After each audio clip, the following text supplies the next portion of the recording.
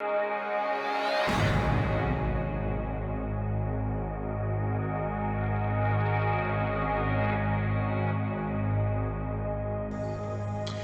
and welcome to ChessSphere, the world's first virtual reality chess channel. My name is James Stone, and I had the pleasure of visiting St. Louis during the 2019 Rapid and Blitz tournament, as well as the Sinkfield Cup, and to film these games with a VR camera. This game is in 3D 180 degrees if you're on a virtual reality headset. If you're on phone, tablet, laptop, or desktop, you can use either your device to look around or the mouse or WASD keys, giving you a sense of immersion and being at these games. The technology is still fairly new, and quite a lot of work went into figuring out how to bring you one of these videos with commentary and digital boards and analysis. So if you appreciate what I'm doing here, please subscribe to the channel, keep an eye on us, spread the word, and I hope to bring you quite a bit more in the future. Today's game is the first round matchup between Ding Liren and world chess champion Magnus Carlsen. So let's get to it. On the sound of the bell, please go ahead and start White's clock. Good luck, everyone.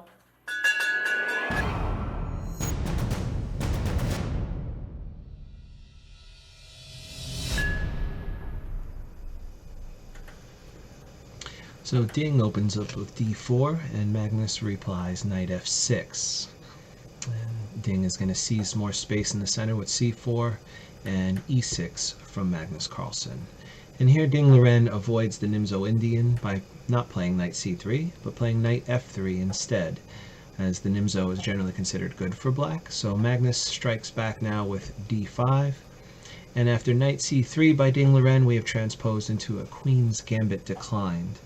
And here Magnus goes into the Ragozin defense with bishop b4, which he has played before against Aronian and Anishgiri. And Ding Liren calmly replies bishop g5. Normally here Magnus in the past has played h6, but he decides instead that he's going to go into the Vienna variation by taking on c4. And Ding Liren opens his light squared bishop with e4, hoping to recapture the pawn, and Magnus temporarily defends with b5. Most Queen's Gambit accepted players knows that you cannot hold on to that pawn with impunity, and Ding Liren of course knows this as well and begins to undermine it with a4. Magnus strikes back immediately in the center with c5. Ding, after a bit of thought, probably recounting variations, simply captures the pawn on b5.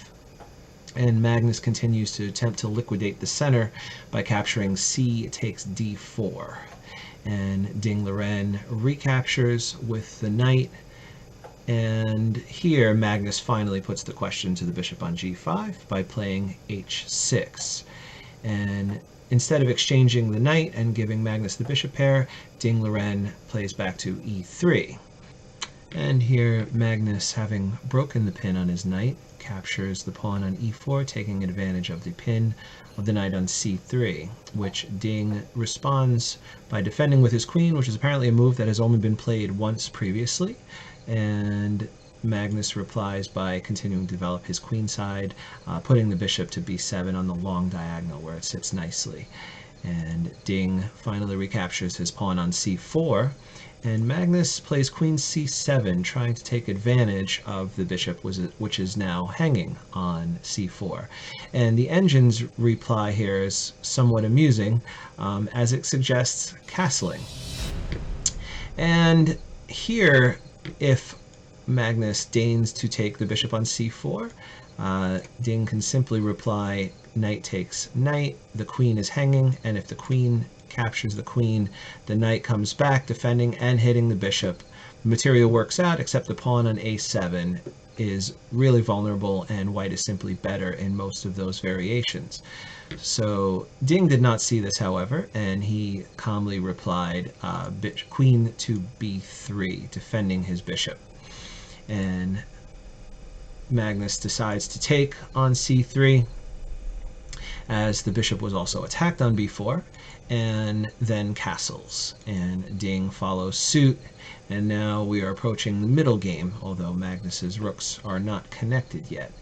And here he swings his rook over to the c-file again, trying to take advantage of the weak bishop on c4, and Ding simply retreats it back to d3, allowing the fork with the knight on c5, but he calmly drops the queen back to b1, allows the exchange. And now it turns out that this pawn on c3, while it is subject to capture, if the queen takes, rook takes, simply rook fc1, and whether the rook captures or retreats to c8, it turns out white has far too much activity and definitely compensation for the pawn. So this isn't a line that Magnus wanted to go into. He develops his knight and to d7, looking to go to b6 next. And here Ding starts to shift gears. He abandons the pawn entirely. Again, it is somewhat poisoned. White gets too much activity for it, and Magnus does not bite, continues his development. b6 is a decent square. He's also looking to jump into c4 at some point. And here Ding shows his intentions. He swings the queen over to g4, eyeing g7, and with the pin on the king on g8, the threat is now bishop takes h6, followed by mate in 1. And of course, Magnus sees this, calmly moves his king out of the way to h7, and Ding continues his aggression, shifts the bishop to f4, where it hits the queen on c7 and dominates the dark squares in black's camp, which will prove to be quite effective later on in the game. And it should be pointed out here that Magnus cannot respond with e5 because of queen f5 check, and then after the king moves, white can gain the pawn. That comes into play in a lot of variations. The e5 push is usually stopped by queen f5 check in most of those lines. So as we return to the game, Magnus shifts his queen to c5. Ding brings his rook over to the e-file, again preventing any threats of e5, because now the knight sinking into c4 with a decent square reinforces that e5 square, and Ding brings his other rook to the center, and he has some ideas which we'll see here in a moment. Magnus, realizing that his rook on a8 is not developed, shifts his rook over to the d-file, hoping to bring his a rook to the c-file. And here Ding has a nice little rook lift. He, in some variations, can come over to g3 and threaten g7 again. And the queen shifts back, looking to defend his king side. Magnus is a great attacker, but he's also a great defender. So here, Ding finds an interesting continuation. Most club players would have shifted the rook to g3 here, continuing the attack, possibly after rook g8. But Ding takes a solid alternative approach, shifting things a bit to the queen side by playing knight c6, taking advantage of the placement of the queen and rook here, forcing the bishop to capture the knight so as to not lose the exchange. And here, as his rook is hanging on d3, Ding has to capture in between, Schwizzgenzug, my favorite chess term.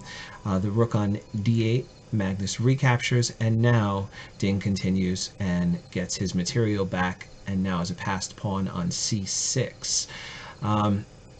Here, Magnus brings his knight back. He's keeping an eye on the queening square, which becomes a major theme in the ending of this game, which Ding plays absolutely brilliantly. He shifts here his bishop to e5, again threatening mate on g7, and Magnus tries to shut everything down by bringing his queen out, threatening to exchange queens, and also and some variations, he's starting to keep an eye on this bishop because the rook is threatening some back rank mates. And of course, Ding does not want to exchange queens and plays a really nice move here, c7. Push him, baby. And if Magnus captures his queen, Ding simply takes the rook, gets his queen back, and is up a rook, and is clearly winning. Yeah, baby. Great in-between move, Schwizzgenzug by Ding Liren, c7, and Magnus brings his rook up to d5, getting out of the way. And since the queens can now be exchanged, or Ding would lose his, he shifts over to e4, giving check to the king. Magnus drops back and blocks, and Ding Liren switches the queen over, again shifting focus now back to the queen side, threatening in some variations to capture this knight, which is the only thing currently defending the queening square. So that would win a piece as he would get his queen back. Magnus brings his queen to d3, creating some very dastardly threats. Again, back rank, rook takes, bishop is threatened, and when the rook captures, the back rank is undefended. Queen comes down to d1, and it is mate. Liren calmly plays h3, making Luft, ending any of those threats, although he did have here c4, which turns out is crushing. Point is, if queen takes, simply queen takes, and the knight loses the queening square again. And if he does not respond by taking the pawn, then simply, if the rook goes back, there are many, many lines where black is just simply lost here. The easiest continuation just being c5, threatening the knight again, which is the only thing defending the queening square. So Ding plays calmly though, makes room for his king, ending Magnus's back rank threats again. And once again, Magnus tries to exchange queens by dropping back to b5. And here, Ding shifts again, queen e4 check, taking advantage of the placement of the king. And now the king cannot drop back to g8 because of, again, c4, forks black's pieces. So instead, Magnus has to continue with f5. Ding shifts over to f4, reinforcing the dark squares, possibly freeing up the bishop in certain variations as the c-pawn is now over-defended. And Magnus sees some, again, possible threats on g7 with queen g3. So he drops his queen back, not only holding g7, but keeping an extra eye on the queening square on c8. And so Ding does shift his bishop back to d4. The knight goes back, gets off of the diagonal with the bishop, holds the queening square and the pawn on a7. And here Ding drops back, keeping an eye. If the queen moves, then it is mate on g7. Therefore, this e6 pawn is actually vulnerable to attack by the rook, because if the queen takes, again, mate on g7. So Magnus calmly drops his rook back, defending e6. And here Ding plays h4, starting to take advantage of these light squares, hoping to push h5 and weaken g6, which becomes another threat. And here Magnus swings his rook over to c6, trying to keep an eyeball on that c7 pawn. And Liren continues with his plan h5, threatening again queen to g6 check. And Magnus defends that with queen to f7. And again, Ding swings the bishop back to e5, overprotecting the pawn on c7. And now Magnus moves his knight back to b6, but this leaves the pawn on a7 undefended, which Ding promptly takes advantage of, swinging the rook to a1. And rather than bring the knight back to c8, defending the pawn and the queening square, Magnus said he's had enough of the torture. He goes forward. I really want this game to be over, but looking to exchange off the bishop on e5. Ding takes on a7. Magnus does indeed take on e5.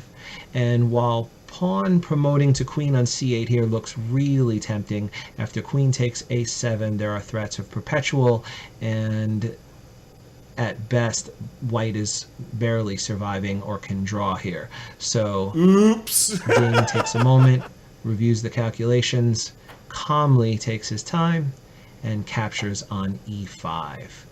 And Magnus, without hesitation, captures on h5, and Ding finds the beautiful continuation here. Pause the video if you've not seen this game, you're not sure, try to find the correct continuation. I'll give you a moment. And when you're ready, Ding continues with the gorgeous queen sacrifice. Queen takes g7, then promoting the pawn to a queen with check. That's genius! And after the king goes to f6, Ding takes a moment to calculate again and swings the queen to d8, ending any threats of perpetual with queen to d1 check, and also delivering his own mate, which Magnus saw and resigns. Okay, Yeah, I mean, what do you want me to do? So there you have it, a very impressive performance by Ding Liren, who with this game started to turn the tides against Magnus Carlsen in their matchups. Prior to this game, Magnus had dominated their encounters in decisive games by a score of 18-2. Ding Liren also went on to win the Sinkfield Cup during a playoff, handing Magnus Carlsen his first tiebreak defeat ever. So congratulations to Ding Liren. And to all of you watching, if you enjoy our content, again, please don't forget to subscribe. It really encourages us to make more of these videos, which we hope to bring you another one soon. Take care. That was very unpleasant.